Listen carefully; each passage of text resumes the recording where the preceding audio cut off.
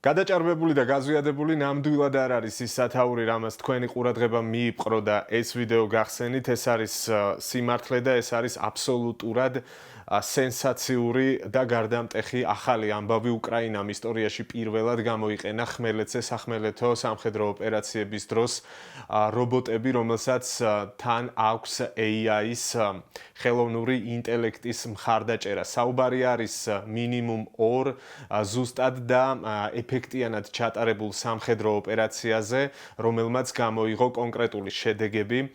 ამის შესახებ გვიყვება და პირველი ინფორმაცია გაავრცელა Times-ის ჟურნალისტმა. ეს არის მაქსიმ ტაკერი, რომელიც უშუალოდ არის ახლა ხარკოვში და იქიდან ყვება საკუთარი თვალით ნანახის შესახებ და ასევე იმ ინფორმაციის შესახებ, რომელიც მას წყაროებმა მიაწოდეს და ეს ეხება სწორედ აი ამ ჩატარებულ სახმელეთო ოპერაციას უშუალოდ რობოტების ჩართულობით და მათი 2 სხვადასხვა სახეობის გამოყენებით. მოვისმინოთ ინტერვიუს ეს ნაწილი. ახლა ჩვენ ხარკოვში ვართ და უკვე შევხვდით ადამიანებს, რომლებმაც პირველებმა განახორციელეს რუსეთის პოზიციებზე შეტევა რობოტების გამოყენებით. როგორც ჩანს, ეს იერიში საკმაოდ წარმატებით დასრულდა. ვიკვლევთ და ვნახულობთ ზუსტად როგორ მუშაობს ეს ყოველივე და რას ნიშნავს აქ მიმდინარე ომის მომავლისთვის. ჯგუფს, რომელიც პროექტზე მუშაობს, ჰარი ბრიგად ჰქვია. მათ განალაგეს დისტანციურად მართვადი რობოტები, რომლებსაც თავზე ტყვიან ფრქვევები აქვს დამონტაჟებული და პირველად გამოიყენეს საბრძოლო მოქმედებაში რუსების პოზიციების წინააღმდეგ. რობოტები რამდენიმე კილომეტრში გაიგზავნა. იმის გათვალისწინებით, რომ მათი პროფილი საკმაოდ დაბალია, რთულად შესამჩნევია, განსაკუთრებით ტალახიან და თოვლიან ველზე. რობოტებმა მიაღწიეს მოწინააღმდეგის პოზიციებთან და ძალიან აკურატულად ჩაახშეს მათი წინააღმდეგობა, რადგან რობოტის ავტომატური ცეცხლსასროლი იარაღი ხელოვნური ინტელექტის მხარდაჭერით იმართება. ამის შემდეგ კიდევ ერთმა სხვა რობოტმა რუსეთის პოზიციებზე 2 ტანკსაწინააღმდეგო ნაღმი განათავსა. ისინი მალევე მოვიდა მოქმედებაში და სრულად აფეთქდა.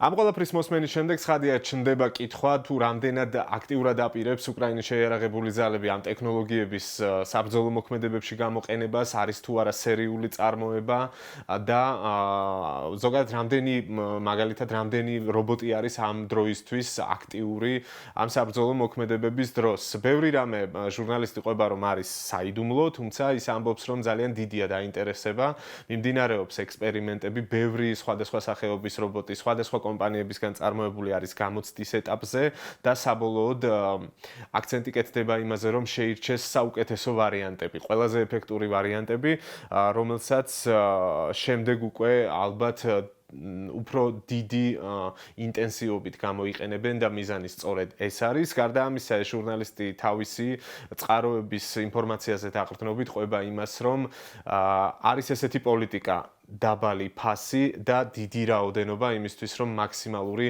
ეფექტი მიიღონ.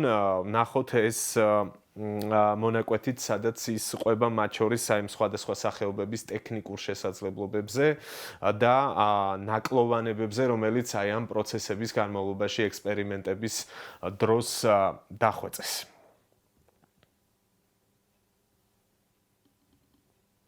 არ შემიძლია ვისაუბრო მოქმედებაში მყოფი რობოტების რაოდენობაზე. ეს საიდუმლოა, თუმცა ვიდეო მასალაში, რომელსაც გამოვაქვეყნებთ, თქვენ 3 მათგანს იხილავთ. ჩვენ ვეწვიეთ ბრიგადას და ვნახეთ 5-6 რობოტი. დაგვათვალიერებინეს ერთგვარი სავარჯიშო სივრცე და ვნახეთ როგორია ეს რობოტები მოქმედებაში. ყოველგვარი სხვა დეტალი მკაცრად არის გასაიდუმლოებული. შემიძლია გითხრათ, რომ ძალიან ბევრი სხვადასხვა დანიშნულების რობოტი ტესტირების ეტაპზეა. აკვირდებიან თუ რა მუშაობს უკეთ და რა არა. ასე ავითარებენ ტექნოლოგიას. ერთ-ერთი ნაკლოვანება მათთან დაკავშირებით ის იყო, რომ არ შეეძლოთ შორ დისტანციაზე გადაადგილება. პრობლემა იყო უსადენო სიგნალით უზრუნველყოფა. ახლა როგორც ჩანს, მათ ეს გამოასწორეს. სიგნალის მიწოდება საჰაერო დრონების დახმარებით ხდება, რათა მათ დამატებით რამდენიმე კილომეტრით გადაადგილება შეძლონ. დამიზნების სისტემები ხელოვნური ინტელექტის მხარდაჭერით გააძლიერეს. ასევე მოგვარდა უშუალოდ ხმელეთზე გადაადგილების პრობლემებიც, რაც ზოგ შემთხვევაში გაყინულ ან არასწორ რელიეფს უკავშირდებოდა. არის სხვადასხვა კომპანიები, რომლებიც საკმაოდ სწრაფად აწარმოებენ ამ ერთმანეთისგან განსხვავებულ რობოტებს. ამ ეტაპზე არ არსებობს რაიმე კონსოლიდირებული შესყიდვა უკრაინის მთავრობის მიერ, რათა წარმოება გააფართოვონ. ისინი ჯერ აკვირდებიან, რომელი ტექნოლოგია იქნება უფრო ეფექტური და ალბათ შემდეგ ვიხილავთ ამ გადაწყვეტილებებს.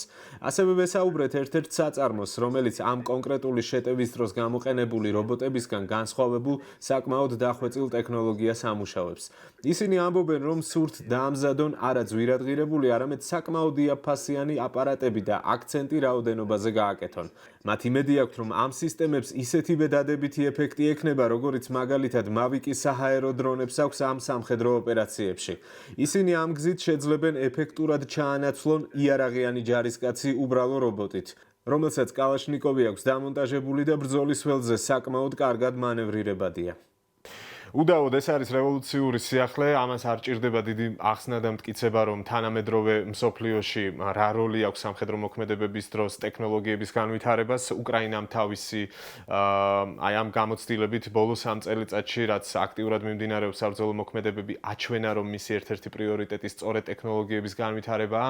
ამის ნათელი მაგალითი არის საჰაერო დრონების ეფექტურად გამოყენება და ჩვენ ნახეთ, რომ თუნდაც გასულ კვირაში რუსეთის ტერიტორიაზე 1200 და 1300 კილომეტრის დაშორებითაც კი მათ მოახერხეს რუსეთის ენერგოობიექტებზე ეფექტური დარტყმების განხორციელება სწორედ დრონების მეშვეობით. ახლა კი უკვე ხმელეთზე, ასე ვთქვათ, ქვეითი ბრჭყალებში ჯარისკაცები, რობოტები გამოცადეს და გამოცადეს წარმატებით, როგორც ეს კონკრეტული ჟურნალისტი გვიყვება და ის ასევე საუბრობს იმაზე, რომ ამ ყველაფერს რაზეც საუბრობს, ჩვენ უახლოეს მომავალში საკუთარი თვალით ვნახავთ. ჯერ კადრები არ გავრცელებულა, ეს ინტერვიუში მოყვა ამ ჟურნალისტმა და თქვა ისიც, რომ მომდევნო კვირაში, ანუ უკვე რამდენიმე დღეში საზოგადოება ნახავს, როგორ მუშაობს ეს სახმელეთო რობოტები და როგორ ჩატარდა ეს სპეცოპერაციები. მე ძალიან დიდი ინტერესით ველოდები ამ კადრების გავრცელებას, თუმცა ვიდრე გამოქვეყნდებოდა, მინდოდა რომ ეს ძალიან საინტერესო სიახლე თქვენც გწოდნოდათ და ამით პრინციპში დაგემშვიდობებით. მადლობა რომ თვალს გვადევნებთ, ნახეთ ჩვენ არხზე სხვა ვიდეოებიც და გამოიწერეთ აუცილებლად ჩვენი არხი.